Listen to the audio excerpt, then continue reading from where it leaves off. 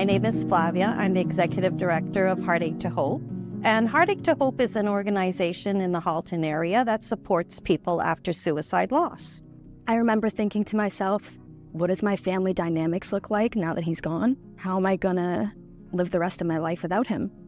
And I felt numb to a lot of things. My first year, I would say that I was in, I don't know if a better term, but brain fog or shocked. I felt a real loss of myself.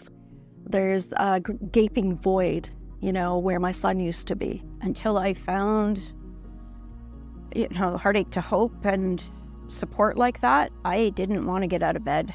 To be honest with you, the only thing that kept me alive was my other son. The guilt I felt was astronomical.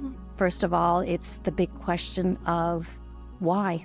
It is the question for suicide loss grievers. And of course, that why also leads to very unique feelings.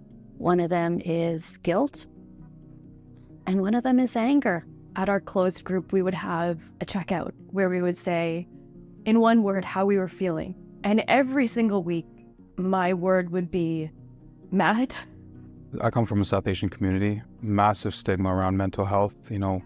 Up until recently, it wasn't even recognized as something that existed. I didn't have anyone I could talk to about. They didn't know what to do with it, right? Like when I cry or like when I say, they'll say, okay, let it go, okay, calm down, okay, we'll talk about something else. That's what was always told to me.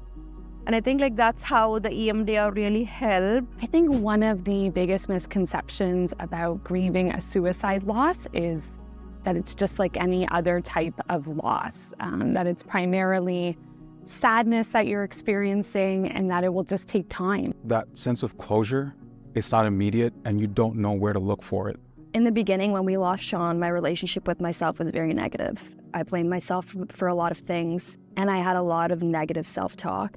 I just tried to keep going. I've just really learned that it's okay to pause. It's okay to take care of yourself, step out of whatever your responsibilities are. That was just something that I definitely learned through the program. Heartache2Hope was really good as a sounding board. It was like a contained environment where I could express my grief, where you could talk with like-minded people. I would highly recommend the closed group to anybody that is willing to commit.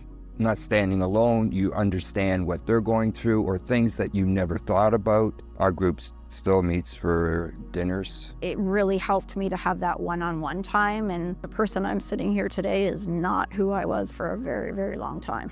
I know I can go to a party and dance now and not bawl my eyes out when I go home. You will get there where you would want to have some more happiness, some more joy. It might seem like not now, not ever, but one day you will find your strength, you will find your way out of this darkness. We have had individuals call Heartache2Hope 2 days after the death or 18 years after the death. So it is never too late. And it wasn't until I started getting help from Heartache2Hope that I started to feel the hope again. I think that's a big part of our role at Heartache2Hope, to help people reconnect with joy, reconnect with life, reconnect with the people who are important to them. The difference between the first time that they come in and I meet them and a year or a year and a half later, and I see the difference in how they look physically and how they are emotionally.